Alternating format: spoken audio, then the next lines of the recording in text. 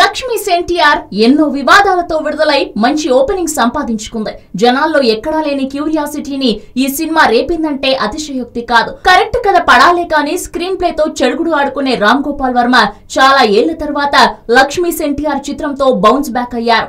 అనేక వివాదాలు, కోర్టు కేసులు, స్టేలు, తెలుగు తమ్ముళ్ల నిరసనల మధ్య శుక్రవారం నాడు విడుదలైన వివాదాస్పద మూవీ లక్ష్మీ ఎన్టీఆర్ ఒక్క ఆంధ్రప్రదేశ్ మినహా ప్రపంచ వ్యాప్తంగా విడుదలై పాజిటివ్ టాక్ ని రాబట్టింది.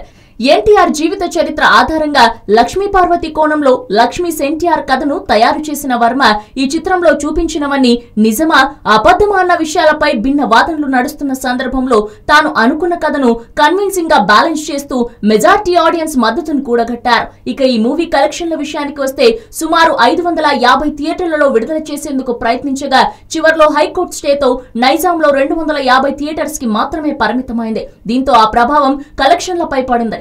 ఆంధ్రాలో అన్ని షోలు రద్దు కావడంతో తెలంగాణలో విడుదలవుతుందా లేదా అనే సందిగ్ధత ఏర్పడింది. అయినప్పటికీ 55% వరకు ఆన్లైన్ బుకింగ్స్ తో జోరు చూపించి యుఎస్ లో 125 స్క్రీన్స్ పై భారీగా విడుదలైన ఈ మూవీ తొలి రోజు మంచి కలెక్షన్లు రాబట్టింది. ఒక్క ప్రీమియర్ షో ద్వారా $90,214 రాబట్టింది. ఇక సినిమాకి పాజిటివ్ టాక్ రావడంతో శుక్రవారానికి మరింత పుంజుకున్నాయి. గురు శుక్రవారాలను కలుపుకొని $1,40,928 ఓపెనింగ్స్ వసూలు చేసింది లక్ష్మీ ఎన్టీఆర్.